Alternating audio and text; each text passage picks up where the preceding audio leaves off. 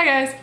So today I'm going to talk about getting to Amethyst Lake in Jasper National Park in Alberta, Canada. Amethyst Lake is part of the Tonquin Valley Trail and it is quite a lengthy trail to get out to. So this video is going to go over what we did, what we would do differently, what we packed, and just like the journey all together. And I'll provide a bit of a snippets of the videos that I did with my GoPro so you guys can see what the trail was like, and then the breathtaking lake at the end. So here we go. So our itinerary was to hike out to Amethyst Lake the first day, which is a 25-kilometer hike from Portal Creek trailhead where we parked our car to the lake campsite. 25 kilometers with all of your stuff. So keep that in mind, and I'll go over why that didn't really work well for us. So the first day we did the full 25 kilometers. Now typically that should take around 4 hours or so, it depends on how quick you are. You really need to factor in that you are carrying all of your stuff, so your tent, sleeping bag, sleeping mat, food, as well as the trail conditions. The Tonquin Valley Trail in the end of September, early October for us was so muddy, like super muddy, like unbelievable amounts of mud, that you pretty much had to make your own trail besides the trail that they had outlined. So we were constantly going and making a new way around it because it was just so muddy, so wet, like massive amounts of puddles. Kind of does like a little bit of mental game on you because all you're thinking about when you're hiking and carrying all your stuff is not only about how tired you are, but if I go this way, am I going to step into a puddle? But maybe if I go this way, I have a less likely chance that I'm gonna get my boots wet or whatever it is. It's a big mental game of like, okay, if I do this step to this step to this step, it's gonna get me there. But if I go this way, then I'll avoid all of that. But then I have to jump over this to get to that.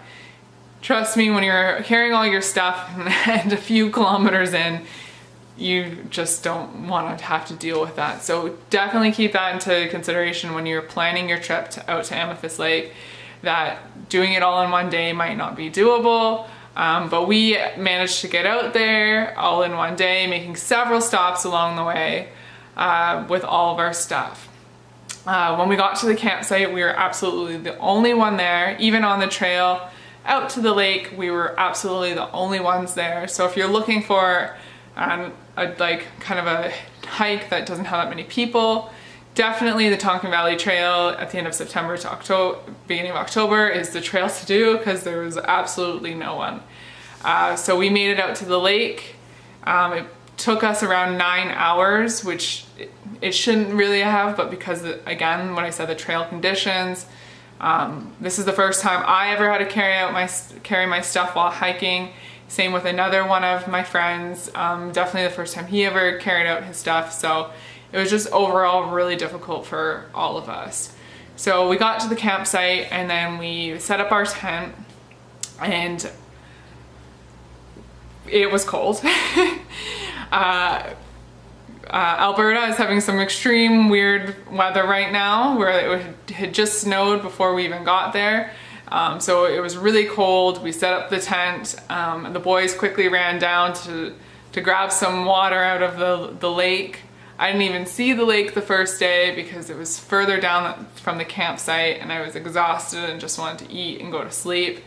They ran down, scooped up some water, and then we ended up having to filter it out.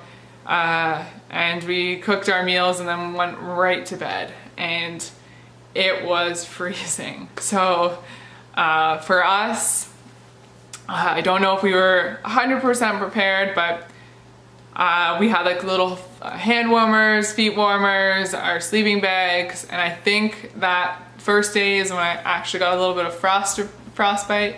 I'm not 100% sure, like I've never gotten frostbite before, and my toe is a bit numb still, so I have a feeling that something somewhere that's why. So it could be frostbite. I should really see a doctor. But anyways, we spent the first night there, and then we were supposed to spend a second night there. We booked permits for 2 days at that campsite, and we opted to not spend a second night there. There was a campsite that we came across earlier on our hike that we thought, well, let's hike back to that because it's a midpoint, because we knew we wouldn't be able to do it all again the next day in one day. It just wasn't doable for us. We were all exhausted and like backs killed. So yeah, also in that campsite you can't have a fire, so it just added to the cold, being tired, and our boots actually froze. So when we were walking, obviously there was like the mud and the water, and then when we went to bed, they froze by the next morning. So it was really difficult to get our feet back into them. So just keep all of that stuff in mind. Again, it could be different obviously in the summer as opposed to September, October. So, but for us, it was quite difficult. So we made our way back to the first campsite we saw on our way there originally. I think it would be around the midway point, and we decided to put up camp there. And it was the best decision for us. We didn't have a permit for that campsite. So yeah, so we made our way to the first campsite that we passed, and we set up camp there. It was a lot warmer area. We actually came across 2 other hikers that were just coming in, and it just was overall better for us for the next day because we were at the midway point and we were able to get through the hike the next day back to our car, because we were to go that same day to drive and hike to Berg Lake, which we didn't do, and we changed our itinerary, but that was the overall plan. So what I'd have done differently if I was to do this again, which I don't know if I would because it was very difficult, would be take your stuff to that first campsite, camp there, pay for the permit there, and either you can the next day go the remaining way to Amethyst Lake campground, or leave all your stuff there, hike to Amethyst Lake, do all the hiking and sightseeing you want to do, and then hike back to that same campsite within the same day, just mainly because you don't have all your stuff and it'll be a lot easier to accomplish that as a day trip. And then then the following day then head out if you have a short period of time like we did. We were at 11-day vacation, 2 days worth of travel, so it's down to 9 days of vacation time, and there was a lot that we were trying to pack into that short period of time. So if you don't have that much time, I would say hike to that first campsite, leave all your stuff, spend one night, the next day hike out to Amethyst Lake, hike back to that campsite, spend another night, and then early in the morning hike out again with all of your stuff. If we could go back and do that, that's what we would do. If you have more time, then I'd say again that first day still hike to that one point, that first campsite, and then the next day take all your stuff and hike out to Amethyst Lake. I wouldn't recommend doing it all in one day, mainly because we all ended up with like our backs hurting, our knees hurting, and just wasn't as enjoyable. Also, you just, I guess, take more of your time, and there's other hiking and trails if you want to do more near Amethyst Lake. Some of the things that we also talked about that what we would have packed differently. So I purchased a tent off of Walmart. It was a 5-person tent. It wasn't lightweight by any means.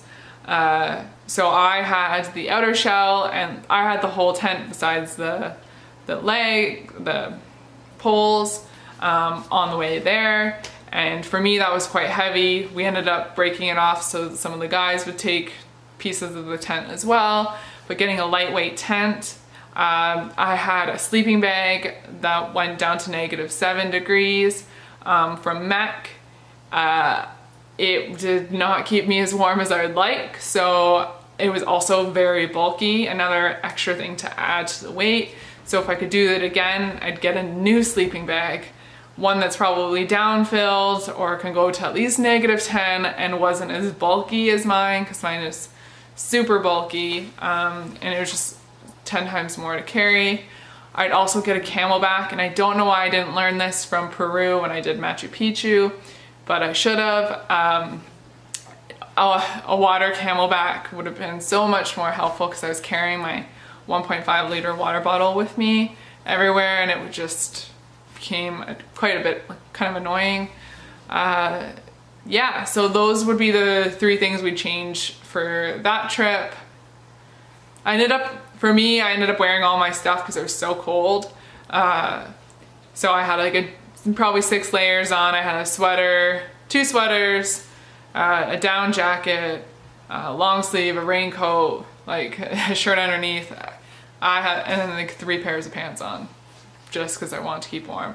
So another thing I would do would probably be to bring snow pants, especially if you're during that period of time. My mom said it to me in like passing, and I thought she was joking, so I didn't take any, but I probably would have really loved snow pants, especially at night. So yeah, that is, hopefully this is really helpful for you guys about what we did and what we would have done differently, and what we thought we should have packed differently as well. And you got to see the trail and the conditions throughout this video. So it was, Amethyst Lake overall was really beautiful, made some really beautiful pictures, and loved seeing that lake, especially since I have a feeling not too many people make it out there, because it's not like on the typical trail route that most tourists would do, but it was definitely a struggle for us. So just be warned when you're going out that way that it's definitely not an easy trail, and it shouldn't be taken lightly. So I'll provide any of the information about like cost of things and links to permits below in the comments.